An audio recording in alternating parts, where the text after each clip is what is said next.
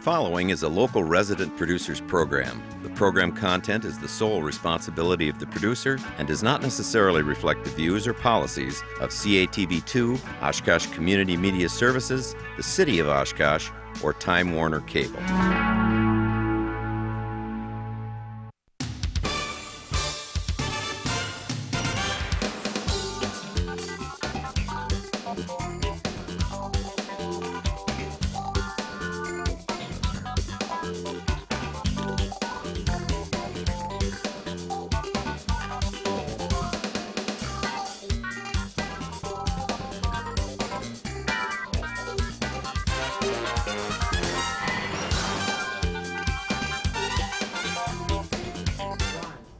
Hi everyone, welcome to Oshkosh. Cheryl Hentz along with Dan Rylance.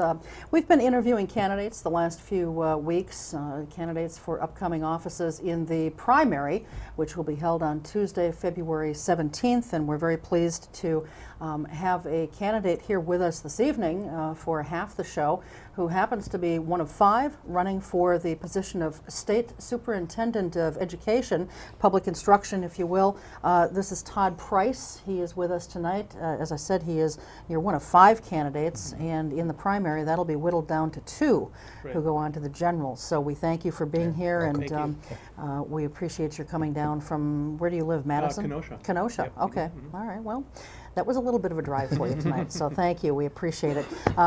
Current Department of Public Instruction Superintendent Elizabeth Burmaster is not seeking re-election, so the 5 candidates who are running are all relatively new certainly to this race. Have you run for any other office in the past? This is my first try. Okay. Actually, the other candidate, Tony Evers, he's run a couple times. Okay. Yes. All right. Beaten by Elizabeth, right? That's correct. Yeah. Yes. Okay. So why don't you tell us a little bit about yourself and why you're running and for this position for the first time ever? Absolutely. Well, I'm the candidate that really wants to put the public back into public education. My belief is that public schools and teachers and students are best served by getting a community behind them. And that includes parents, religious leaders, business folks. Everybody has a stake in the public schools. To this day, still about well over 90% of the students are in public schools.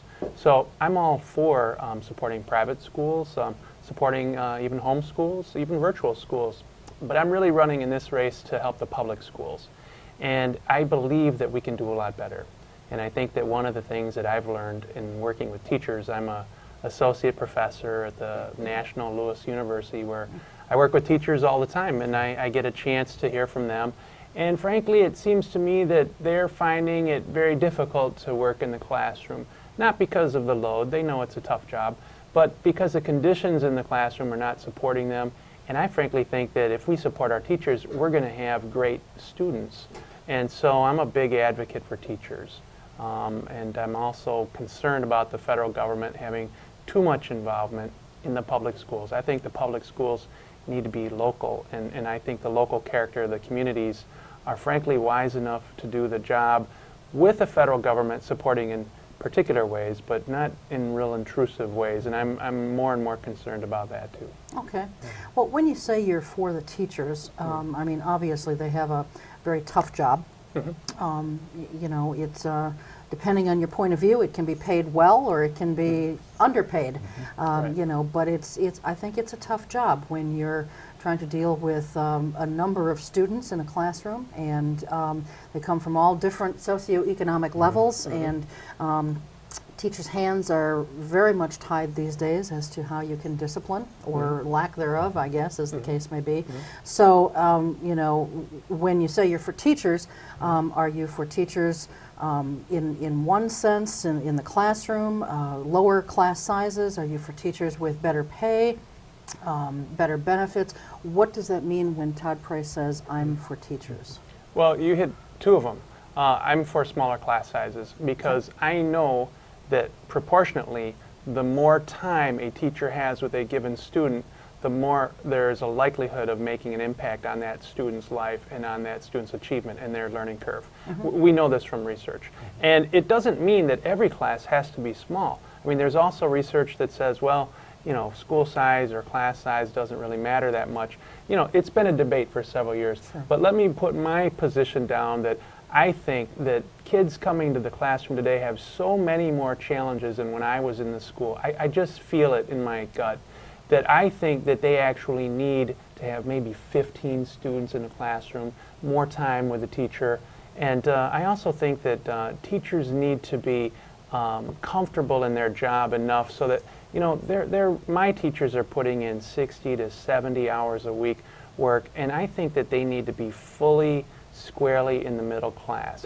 They've got working class conditions, but they should be a middle class income, because I don't want them moonlighting or taking up other jobs. I would like them to have a comfortable job with a good benefit so they can work hard, focus on the kids. And I think that's supporting the teachers. I really think that that will do us well.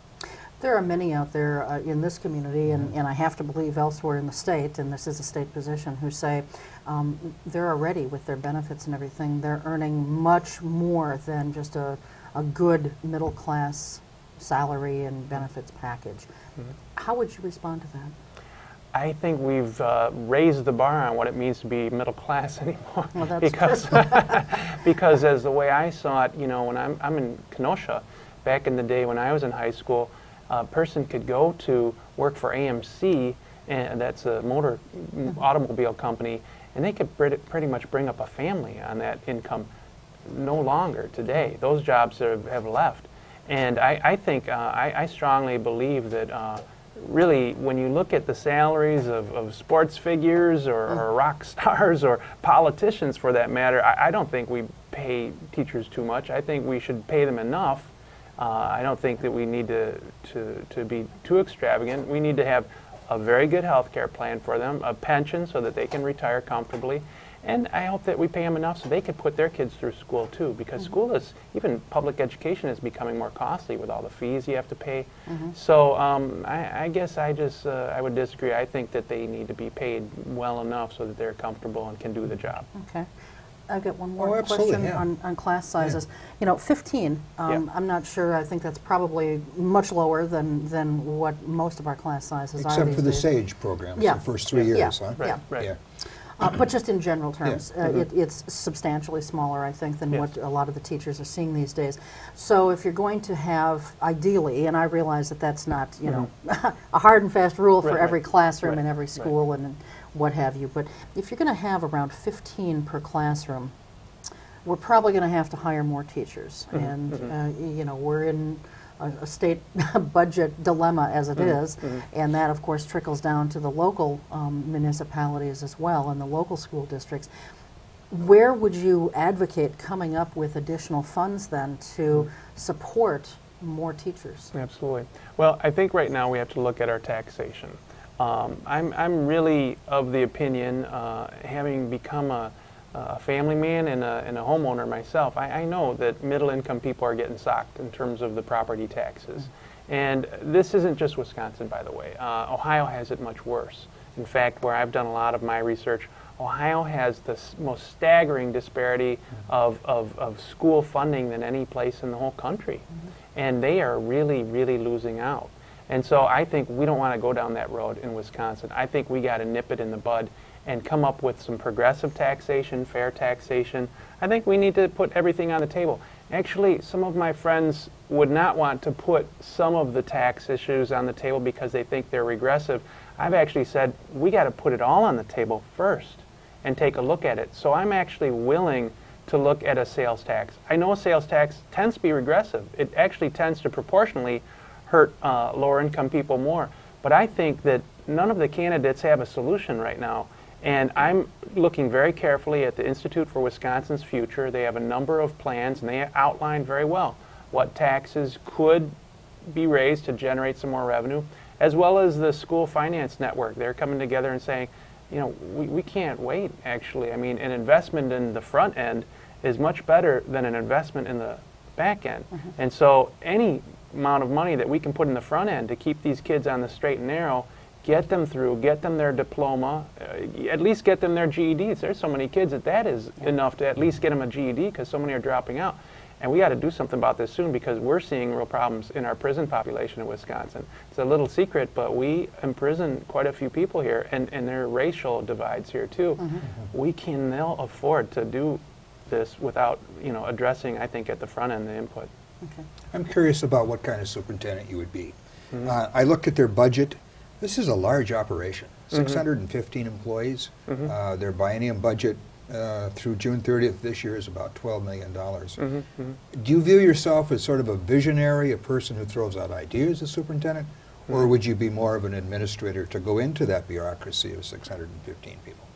Well, here's the thing. I think of myself clearly as a visionary because I have a real passion for public education, and I want to see us, frankly, I like to use the word putting the public back in public education. I also want a green education, and green is not just a word that is on the fringe anymore. Business people are talking about how do you green buildings, you know, retrofit the old buildings so that they're buildings that people like to go to school in. So I see that as a vision.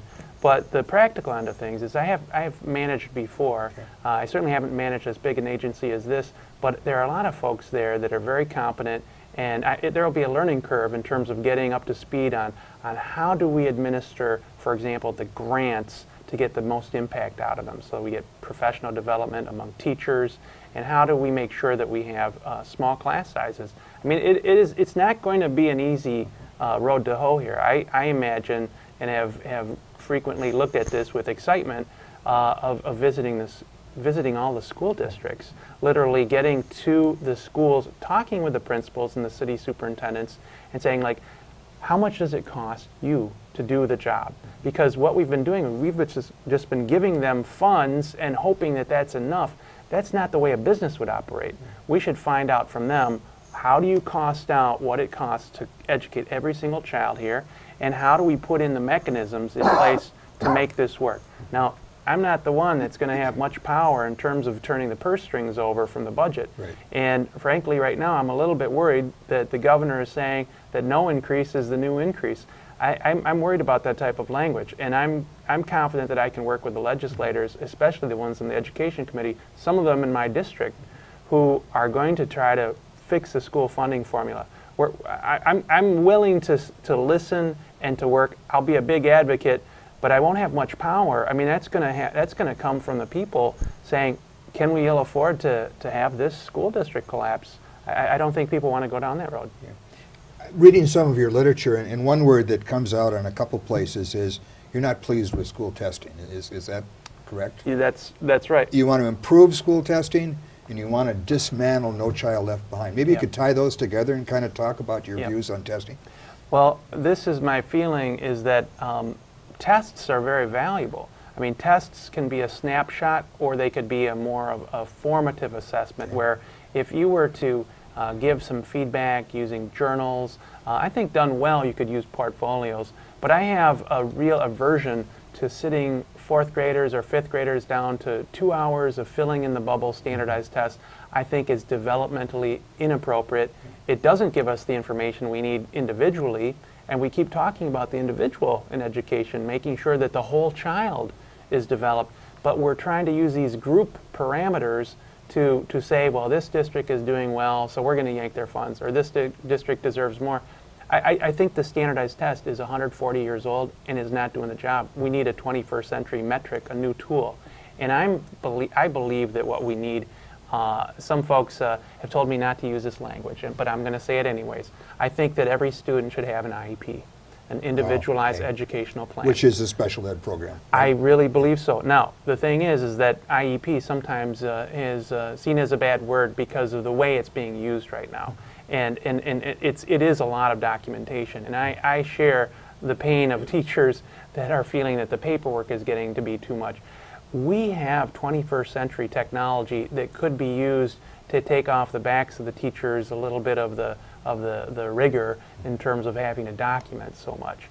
But the philosophy, though, behind, for example, a lifelong learning plan could really address the developmental needs of kids. Just imagine if kids that are in the fourth grade or fifth grade are participating in setting their own goals and are responsible for meeting those goals too. Then it takes the onus of the entire responsibility off of the teacher, puts it squarely on where it needs to be, which is the child and the parents and the community and teachers to be sure. But if we have a plan for every child and we document it, I think we're going to go much further than we are with the standardized test. Now this is pie in the sky right now, and it's going to take some real thinking and setting up, but the process is already happening, and it's being driven by special education, frankly, because every special education kid gets an IEP. Why do we forget the normal quote-unquote kids or the kids on the far end of the spectrum? We can't. It's the testing system is making us focus on the outliers, but we need to focus on all the kids. Okay, now just to tie that Yep. to No Child Left Behind, that exacerbates testing. That requires more testing. Is that correct? I would say it requires a more thoughtful and reflective assessment. Okay. I mean, right now, the way the No Child Left Behind works is that it's pretty reliant on convenient tests, which aren't always the best or most appropriate tests. The way the No Child Left Behind law falls down is that you can lose by failing in any one of 5 or 6 different subgroups. So if your school is more diverse, you actually can be punished for that because you can fail in so many different ways. What I want to do is catch kids doing something good and catch the parents and the teachers being accountable. And I don't think the No Child Left Behind law actually does what it's supposed to do, which is the biggest failure of it. It's supposed to make the schools more accountable. It's just making for more tests and not very good tests and making for teaching to the test. That's not good assessment. There are better assessments, and we know this from research. I'm a researcher. We know there are multiple assessments, formative, task assessments, academic assessments. We know we can do better, but right now we're relying on a test that I don't think is appropriate. I want to go back for just a minute to the IEPs. Yes. You know, for those of us who, you know, aren't that familiar with that expression or what it is, explain to us and our viewers, if you would, Todd, you know, exactly what's involved in that, you know, as it is right now, and how you would envision it. Maybe it would be the same type of thing, but how would you envision it if it were to be put in place for every student? Well, there's the theory and then there's the practice. Okay, the theory I think is pretty sound, which is that, say a student has special needs, has a particular challenge taking tests where they might need the test to be read to them.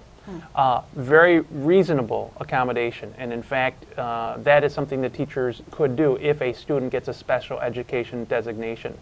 The IEP means that in that particular plan there might be appropriate ways to help this child to do what they can't do, but demonstrate what they can do if they have these alternative aids.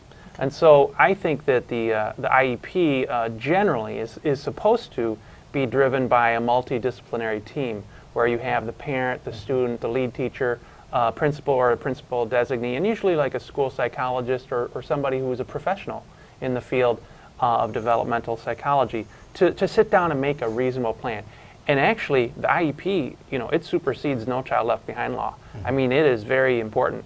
And so where you have students that have a strong advocate for a parent and have a good follow-through on that, and this is the critical part that is left out, a teacher who is resourced and given an aid or given some help to be able to implement the IEP, it's great. The problem where it falls down is that right now teachers are just struggling over the challenges of maybe having 5 or 10 students in their class that have IEPs. And that's a lot because there are different ways you're supposed to differentiate your curriculum. So I don't think the philosophy is wrong. I think what's wrong is that we haven't put the money into the resource in order to make these IEPs work. The fact of the matter is the federal government puts out these major federal mandates, but they fund them only to 40% of what they promised. That is unfair. That's why everybody's howling about, well, how can we do all of these things?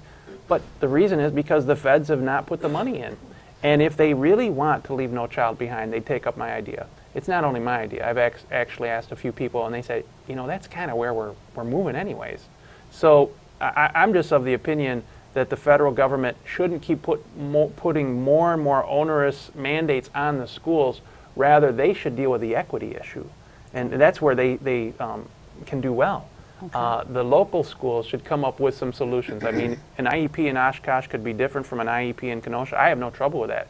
All I'm concerned about is that you have the proper personnel that are empowered and engaged to make a good IEP and a good learning experience for the kid. Okay. One of the other things that you know, is a priority for you is making schools safer, and that too can run the gamut. What are your thoughts on making schools safer? Well, if there's anything I have zero tolerance for, it's weapons in the school. I think that's a very serious issue, so I would say that absolutely there should never ever be any weapons in the schools. On the other hand, I think we're going about it in the wrong way, which is that in many inner city districts and more in some rural areas too, we're kind of taking a siege mentality to the school, which is not making it any safer. I mean, with the metal detectors and security searches and violations of students' privacy, I think students should have privacy. Locker searches, all this stuff. It's showing a downward spiral, and what we need to do is nip it in the bud in the beginning. There are actually companies out there that are doing what used to be in my field not real popular, which was values in education, like character counts. And I'm actually interested in those ideas because I think from the very early on, we need to establish among the parents and among the children and the teachers that school is a place that is supposed to be safe from bullying. It's supposed to be a place where you can focus on learning, where you can have a good time, but it shouldn't be a place that you know, spirals down into real problems, and the teacher's afraid of the students are afraid of the students. I don't know how we get there. I don't get that. And I think that we need to, from the front end, we need to have a real strong policy of not just tolerance, but honoring diversity. I'm probably one of the few folks that's going to talk about this too, so I'm going to put it out there.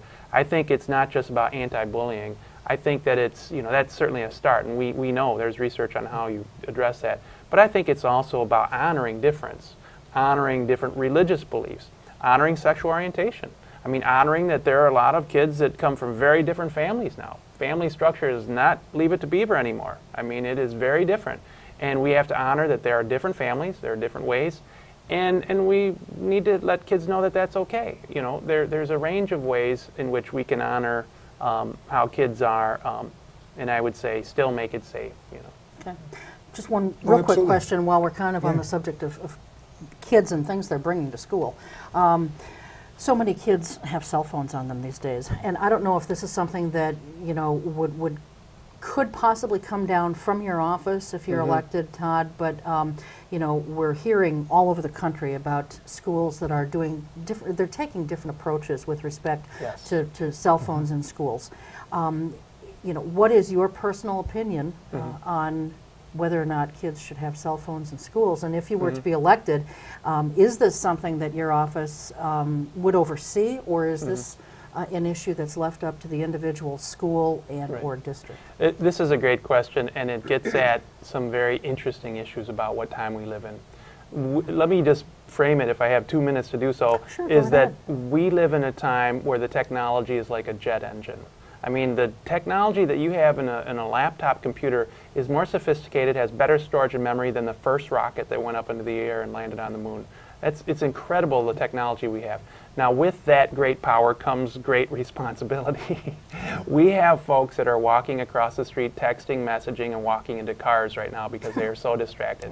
I got rid of my cell phone 4 years ago, and I haven't missed it, and I've gone through 2 pregnancies, and I don't want one back because it just doesn't give a value added to my life. I'm on the internet a lot, I use email a lot, but cell phones are not my favorite. Now, but that doesn't mean I would ban cell phones per se. I've heard some very provocative ways in which people are using their policy within school to deal with cell phones. One of the teachers at her school, they basically have a red zone and a green zone.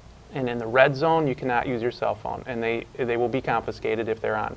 And the kids know it. And in the green zone, it's like in the study hall, they are allowed to text if they have finished their work. I mean, I'm not saying that's the best way, but it is one way.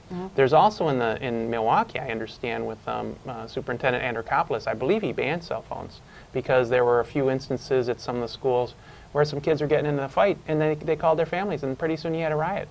And it was ridiculous. And I just, I'm an advocate for technology. I'm probably, among the candidates, somebody who's done more in terms of using video for research, doing some work with the internet. Some of the candidates have better websites than mine. Mine's pretty cool, too. But we're all putting websites up there and doing all this fun stuff. And it is a big challenge, I think, for principals right now because they're having to decide, well, how invasive does the school want to be in terms of monitoring Facebook or MySpace?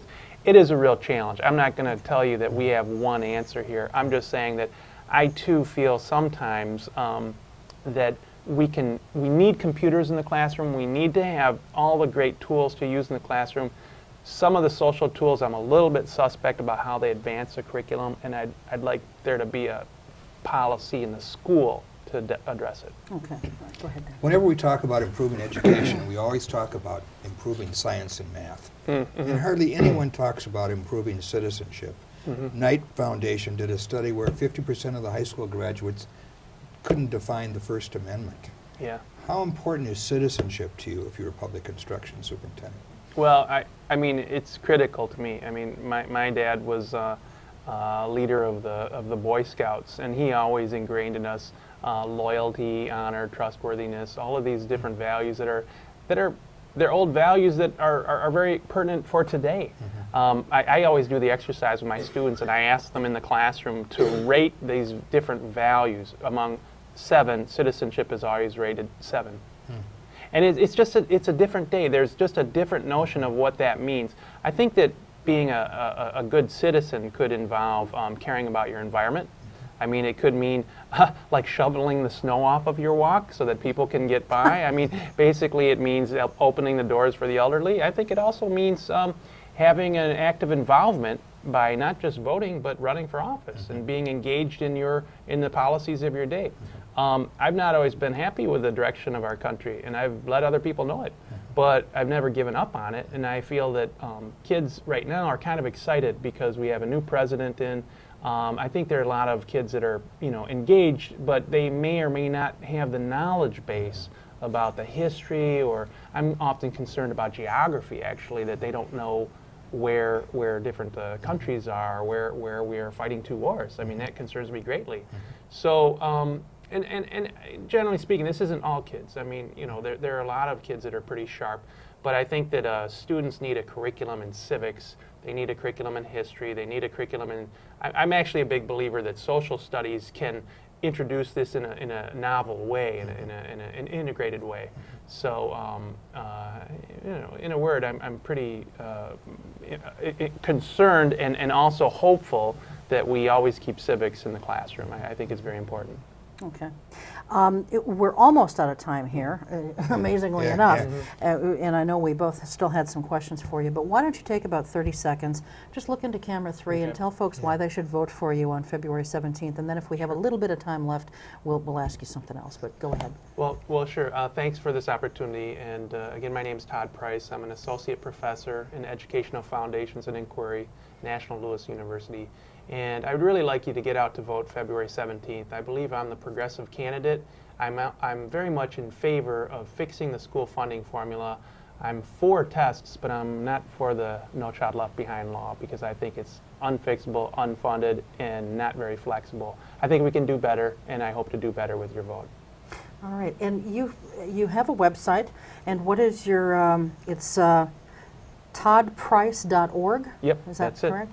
toddprice.org, and of course www before that, but you don't even need to put that in anymore. It just kind of, you just type in toddprice.org and it comes up. It's different from when I was in graduate school. The technology is unbelievable That's now. right, that's right.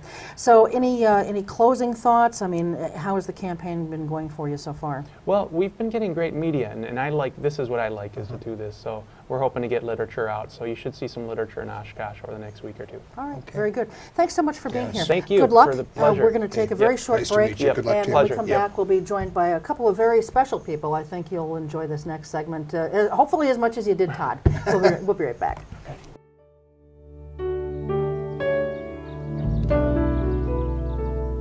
Dear Mom and Dad, well, I finally have some time off, so I'm writing to tell you that I'm doing well. We have good days and bad days over here. We try to remember the good ones and get through the bad ones. Mostly we have each other, and that's what keeps us going. And Mom, since you asked, if anyone wants to help, just tell them to contact the USO. You can't believe how much they do for us. With love, your son, Michael. Every year, the U.S. Department of the Treasury receives about 1.4 million reports of problems with paper checks. Checks can be lost, stolen, or delayed. If you still receive Social Security payments by paper check, Treasury wants you to know about a safer, more convenient way to get your money. The Direct Express Prepaid Debit MasterCard. The Direct Express card is new and is available to anyone receiving Social Security benefits, even if you don't have a bank account. Your monthly benefits will be automatically placed onto your card account each month on the day your money is due. While other debit cards cost money, it is possible to use the Direct Express card for free to make purchases, pay bills, and get cash at thousands of locations nationwide. There are no sign-up or monthly account fees. No more waiting for the mail or worrying about lost or stolen checks. Call 1-877-212-9991 or visit www.usdirectexpress.com. We were in an emergency situation. We don't have extra. We have a little bit of water and a little bit of food. A meeting place, no. No. I don't think we have a first aid kit. We have tuna fish, we have beans, we have canned tomatoes, True. you know. That's true, but that's really not survival food. Tomato paste. Yeah, well, yeah, right?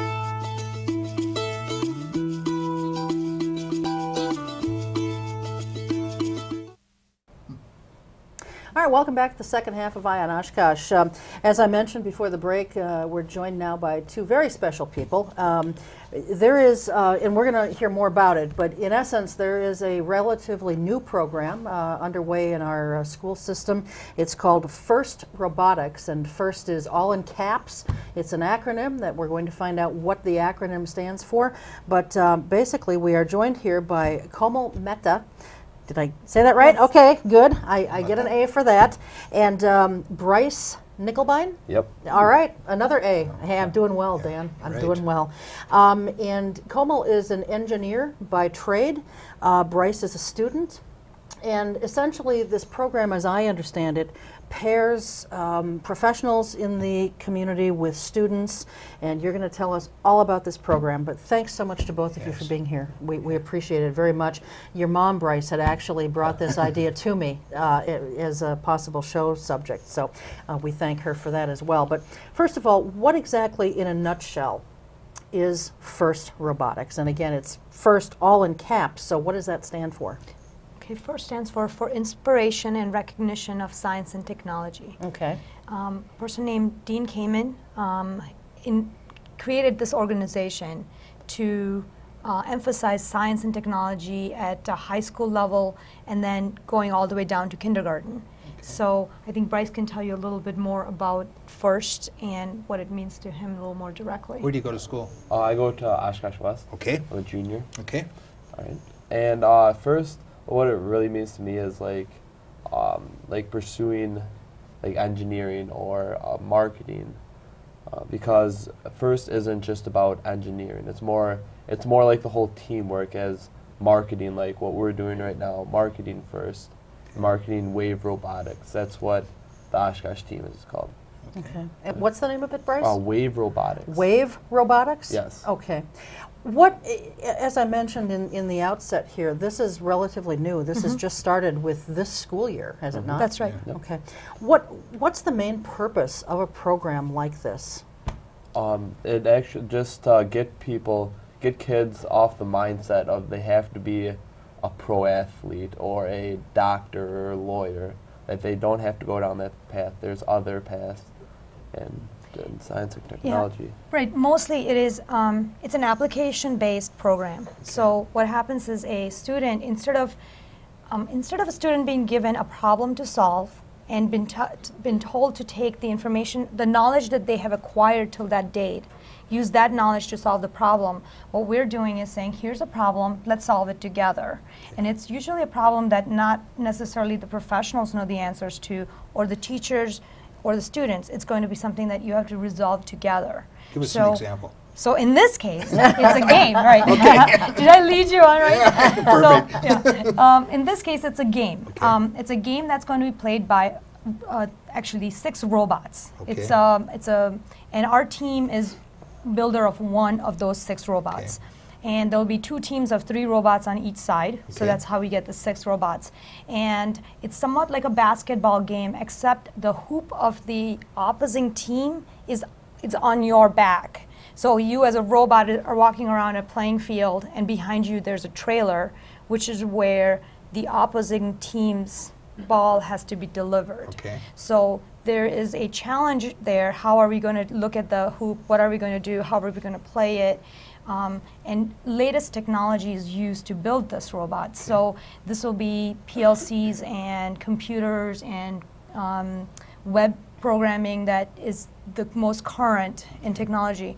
So it's introducing new technologies to students, as well as showing them how to solve a problem. Okay. But we have very strict requirements on the weight of a robot, when the robot is expected to be shipped. We only have 6 weeks to build this robot and ship it. Okay. What else? I think you pretty much covered it. Like how it's really emphasized like teamwork and stuff. How big are these? These robots, they're 120 pounds. Okay. They can't be even an ounce more than 120 pounds. All right. 38 inches by 28. Okay. And 6 foot, right? 5 feet. 5 feet. 5 feet. 5 feet tall. I can see why you didn't bring it. Yeah. Well, we do intend on bringing one next time we come to the show. Okay, that'd be good. They're quite interesting robots. And every year the game is different. So this year it was this one. Last year I think they'd used super large balls or something. Yeah, so super large.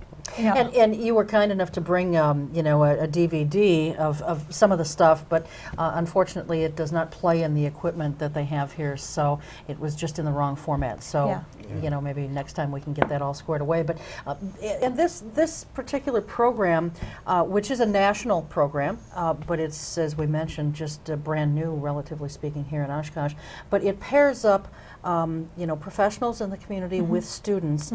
And what are some of the companies that are involved in this, Komal? Yours, for example, is who? Triangle Manufacturing. Triangle Manufacturing. Okay. What are some of the others that are involved? Another very large contributor is Oshkosh Corporation. We have mentors. I'll go with the mentors first. We have mentors from Marvel. Marvel Manufacturing, and we have mentors from Blue Door Consulting. Those are the areas where we're mentors from. But for being a founding year, this is our first year, we had really good support in the community. We had State Off and Rudoy, C.R. Meyer, EAA, you know, and I don't want to miss somebody because we have a pretty large list. Price Engineering, they're not even local and they wanted to support us. HED, that's another company that's not local that wanted to support us. We have Packer, which is in the community. So those are just to name a few. Oshkosh Area Foundation has is contributing to this cause.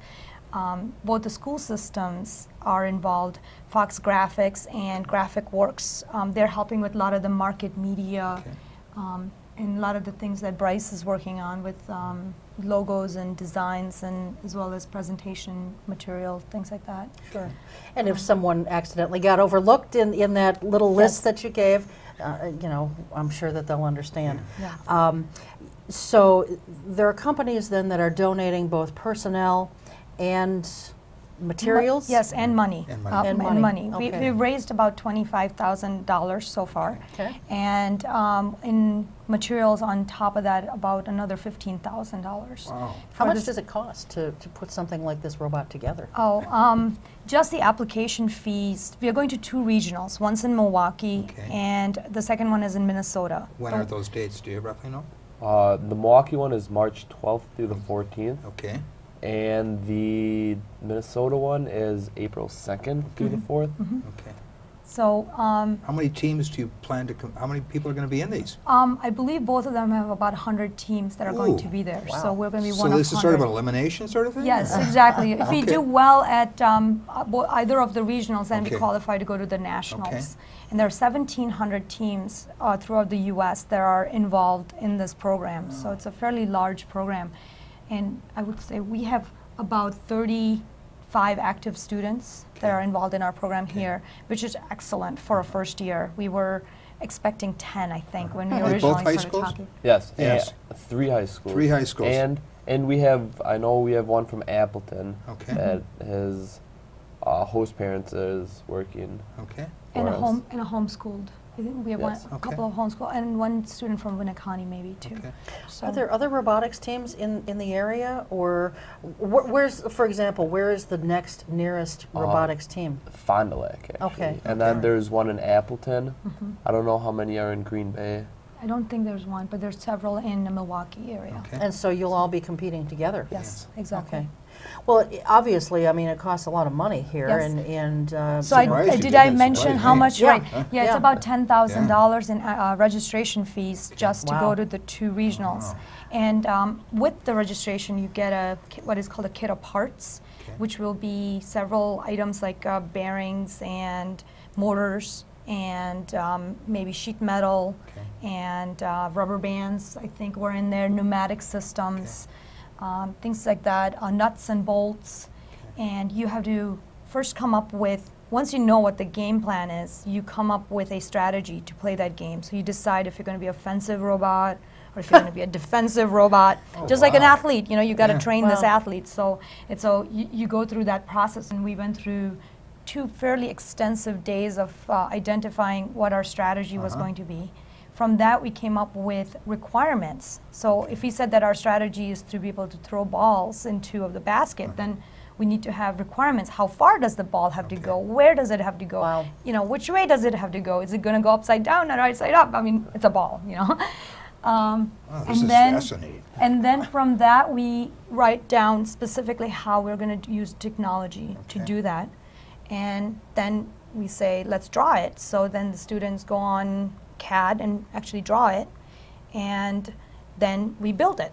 So we have different phases, you know, and then Bryce has the luxury of being the task manager, so he's managing and maintaining all the different tasks that are there and goes and gets updates from students, and so he gets to do some leadership. So there's opportunity for leadership, there's opportunity for communications, there's website development to talk about a lot of what we are doing. So we got to work on that. So there were quite a few facets. It's not just building the robot. It's understanding how to create a product and do it within the requirements and the constraints that have been given to you, and then delivering it on time, and then accomplishing something, which a lot of students, I think, don't necessarily see as much or as much in school, because you learn, but you don't necessarily create a product and deliver it to somebody. You know, when manufacturers build products, typically they build a prototype first. Obviously, they have a great deal more money than what you folks have for this. Did you have to build a prototype robot, or are you just or are you just doing this from, it goes right from the computer straight to production of the robot itself? We didn't make like an actual prototype. It was pretty much just like a box of wood, pretty much, and it had like the minor details of what we wanted kind of to a rough have. sketch. Yes, a rough sketch. We used a lot of cardboard. That's why we're laughing. We had. Well, that doesn't cost much money. But fortunately, that was donated too. It's interesting how much we look for from donations point of view. Yeah. This is a dumb question. Is it a level playing field as to what the computer is? I mean, are we like drag races where a bigger engine would beat a littler engine, or are there specs that have to be the same? There are specs that have to be the same. Okay. They provide you with the motors that you are Okay. supposed to use, and you cannot use any other motors other Okay. than the ones they give you. Okay. So that is a level playing field. So you win then more on the programs you develop. Yes. You're using the same hardware. Yes. Yep. But the challenge and the winning team is ones that have the best Creativity. Yeah. Okay. Because you don't have to, if they give you motors, you can mount them this way, that way. Yeah, You can use 3 motors in the system to drive your robot, or you can use 5, or you know, it's up to you within reason. I mean, so it's you know, either you're going to get more torque out of it and move slowly, or you're going to get less torque and move faster. It's up to you to decide how you're going to. Okay, now I'm visualizing how big this playing area is. It's Explain about that to me. right? No, it's. half of a basketball court. I think it's a little under half of a basketball Okay. court, like on all sides. Okay. So there would be then 2 robots competing in that half court? No, No, 6. 6. Yes. Oh, okay. And the field is very smooth surface. Okay. This is the 40th anniversary of NASA. Okay. Man on the Moon, I Yeah, yeah. think. So they wanted, and NASA, as a matter of fact, I did miss one very large sponsor for us, and that's NASA. Okay. NASA actually provided us with a $6,000 grant wow. to get us started. That's But wonderful. in this case, NASA also had a large influence on the game plan. So they created a surface that's very smooth, as if it's got 1/6 the gravity, and we're required to use specific wheels that they provided, and nothing else can touch the ground. So it's a robot that's sliding around a little bit more. Okay, who wins the game? Who wins the game? Yeah. It's not about just winning. Okay. So But that's part of it, right? it's part of it. Okay. A large portion is winning the game. Okay, okay. It's an alliance that wins the game. So you have an alliance of 3 robots on one side, 3 robots on the other side. The ones that have largest number of balls in the opposing team, their trailer is the one who's the winner. But the number of points that the alliance wins is how many are in their trailer. What I mean is you don't want to cream the other side. You want to win nicely. And to the point where sometimes I know in the game strategy, all of a sudden they realize that they're really creaming the other side, and then your own team member will go and put balls in your trailer to kind of make it a little, so that the other person doesn't feel so bad that they didn't How long lose. are the games? 2 minutes and 15 seconds. Ooh. Wow. Not a long period I was of time. thinking that's maybe 4 quarters or something. But that's it. Yeah. Okay, so then if you win, then you rest your computers. Robots? Robots, I mean, and then you wait for another round then? Or? Yeah, and it's an alliance space, so it's almost like the football, you know, where if you win, then you get to pick who you're going to play with again in the second round and the third So you round. do some scouting reports? Yes. That is actually part of our, Oh, isn't it? like we have like, I think we have 2 or 3 people on just like scouting. Okay. You've been researching That's this, Dan. amazing. I'm fascinated by that. Do you have names for these? What, do you have a name for your robot? We don't have a name for our robot yet. Okay. But we'll You'll get have one. Okay. Yes. All right. Yeah, we got the name of the team. That Yeah, in yeah. itself was a process. And that's, that was- that's Wave? Is that? Yeah, Wave okay. Robotics, Okay, yes. gotcha. By Oshkosh Wave. you Yeah, know. yeah, I understand. Yeah, yeah. Yeah, that's And clever. actually it was students who came up with the name. They suggested it, and we went through the whole process of picking it. All through the fall semester, or since September, between September and December, we had 13 classes, I think. Yeah. And we taught students about how to use CAD, how to use Inventor, how to use, how to do web programming, how to use digital equipment, how, you know, all these different things that would be pertaining to, you know, using it with the robotics. Because during the 6 weeks, we don't have time to train the students. We want them to hit the floor running, you know. I think next year we might do more carpentry too, because had it not been for Bryce's dad, I think we might have been in a little trouble for carpentry. I suppose you want to won't tell us where this site is, where this is. So this is under lock and key somewhere, and you have security guards, or? No, it's actually at Fox Valley Tech's Vanbauer Center. Okay. They've been nice enough to donate Super. their facility. Yeah, and they've been excellent. They've been a great place for us to, between EAA and Fox Valley Tech, all of our meetings have been held in their facilities, and they've been, and Fox Valley has gone beyond the college. When do you usually meet? Oh, during the build season, a lot. A lot. It's every day. Every Yes. day. Every day. But I think by the time this program is aired, we will have already finished our construction. Okay. So we are going to be then waiting for the competition. So we're just going to be doing minor things like practicing our robot and our spare robot that we're trying to build that we can use to teach our drivers how to drive it and things like that. And then we'll be ready for March. Now, you'd mentioned Fox Valley Tech, Spanbauer location. You just held, we're taping this on the 5th of February, just a couple nights ago, as we tape this on the 3rd, you all had an open house out there that I know Mayor Frank Tower was at, correct? Yep. The governor had also been invited. Was he able to attend? He was not. He was not. No. Okay, well, he's got bigger fish to fry. He's got a lot of things going on, but it sounds like he missed a good opportunity. Now, what was the point behind the open house? The point behind the open house was just like get the city or get the community and like, or give knowledge to the community about FIRST and get like the word out there, hoping for maybe potential sponsors or more members for next year. What kind of a turnout did you have? We probably had about 50 people. Wow, that's pretty good considering what our weather has been like lately. I mean, we haven't had snow in a little while here, but it's been cold again. So that's pretty good. What was the main mood or reception that you felt from the folks who were there? Were they excited about this? Or? I think most of them were pretty excited. I talked to many of them. They seemed really excited about the FIRST program in Wave Robotics. And the amazing thing was it was all student driven. Bryce was the one who worked with a couple of parents and mentors, and he was the one who created or identified the invitation list. And he took care of the RSVPs and came up with what to present, when to present.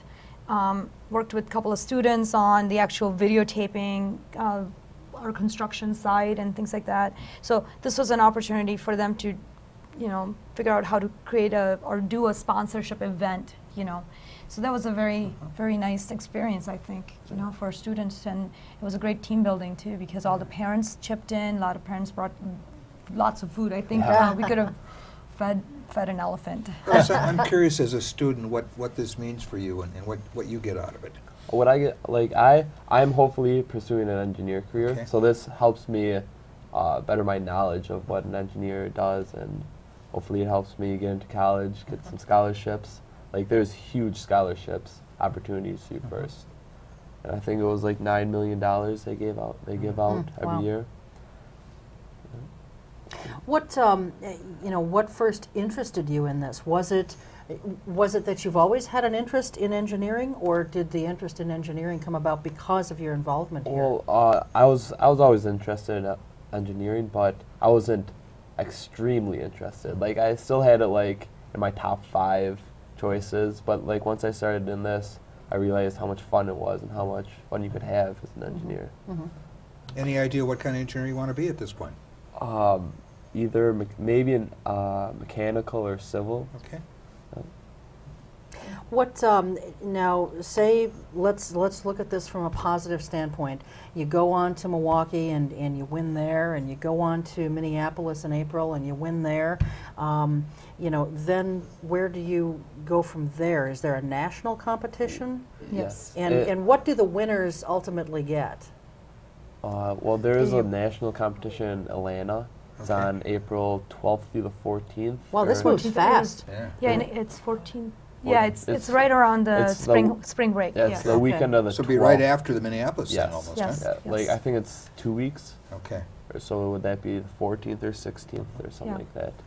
Wow, it really is fast moving. I mean, it seems like it goes from regionals or state to right into national competition. Is it typically that fast paced? Yes, it will be definitely that, because again, it's only, you get 6 weeks to build your robot, you ship it, you have a couple of weeks or 3 weeks before the first regional, and then if you qualify, you go to the nationals. So the 6 weeks really began 1st of January? January 3rd. It's always the first Saturday, okay, so first you've Saturday only of the got year. 2 weeks left then on these 6 weeks. We have That's right.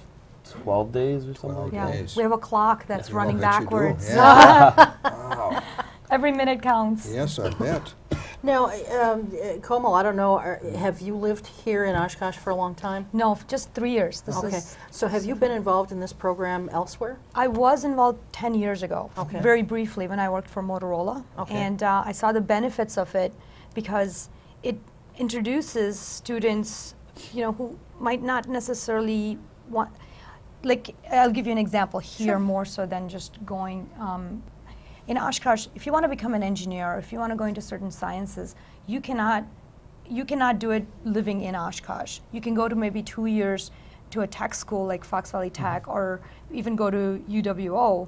But if you really want to get the degree, either you have to go to Madison or Milwaukee or Platteville to actually get an engineering degree. That prohibits a lot of students from actually pursuing that and then coming back into the community and contributing as an engineer. So a lot of them end up going into either stopping after 2 years or going into other areas in this area. But I think that a program like this can encourage them to go somewhere, get their degree, come back and be contributor as an engineer, and have higher potential of starting a company, or even if they don't pursue engineering per se, just that understanding of that, how to build a product and deliver on it, gives them more creativity and more ability to be an entrepreneurial person coming back into the community. So that was what I saw in this program, and I think that's what a lot of the when I talk to a lot of the sponsors, that's what they see the value, because this is one of those, what we are providing is a tool to these students. We're not giving them an answer, we're providing them a tool that they can use to further their knowledge, and then hopefully they can bring it back into the community, because we are a very family-oriented community. Most of our kids don't want to go far, and if going away from school is a deterrent, hopefully this is something that can encourage them to say, oh, in a couple of years I can come back. I know all these people from different different companies in the community. I've made all these connections with all these mentors that I've worked very close with. There's a high potential I can find a job because of my work that I've done with them, things like that. So and for us too, to hire somebody, I would rather hire somebody I've been working with when they were a high school student, and then have gone to college and they come back, because I know their personalities, I know how they grew up, and I know that they are going to follow through on their work. Sure. So it goes both ways. You know. But Bryce, it must be great to have her. Yeah. Huh? I mean, she's just so full of enthusiasm and support and stuff, huh? Kind of a philosophical question for each of you real quickly, and we're down to about a minute and a half here. What has surprised you about working with the students? And then Bryce, I want to know from you, what has surprised you about working with the professionals, or maybe what you've learned from them? So why don't you go first? We'll let the adults, the pros, go first. You know, there's always surprises working with students. I'm not very used to teenagers, at least working with them, you know. But I had an interesting anecdote from just last Saturday. We were working on our computer portion, our control system for our robot, and all of a sudden we did something that caused it to not work, and we didn't know why it wasn't working. So we were trying to troubleshoot it, and 2 or 3 mentors are trying to figure this out, and this is now beyond any of our knowledge in that area, and we're looking for answers, and one of the students comes and says, it's not working. When is it going to be fixed? We don't know. It's not working. Why is it not working? We don't know. And through the course of, it took 2 hours, and through the course of that 2 hours, his anxiety level was, the student's anxiety level was going higher than I think ours, even though we were frustrated. And it was not until next day when everything was working and I spent time explaining what was going on, I realized that the student, he has never had an experience where a teacher or a mentor did not know an answer to his problem and he's a freshman in high school, but so he's never had that experience. So I thought that was something that was great, Real quickly then, Bryce. All right, like I thought it was just going to be like a mentor telling a student what to do, like, oh, we need to do this, so go do it. And it's actually more like the student and mentor working together to figure out what we need to do and then doing it. Teamwork. So, yes, a lot That's more what teamwork. it's all about. Yep. Yes. Well, listen, thank you both very much for being here. It's fascinating, and if you make it through these competitions, we'd love to have you back, and maybe you can bring the robot. Oh, yeah. And we can I'd see like to it. meet the robot. Thank you both so Best very of luck much, to and both good of you. luck. Thanks. Good luck. Thank you very much. Thank you. Yeah. And thanks to all of you for joining us. We'll see you next time. Until then, take good care. Keep your eye on us. We've got our eye on Oshkosh.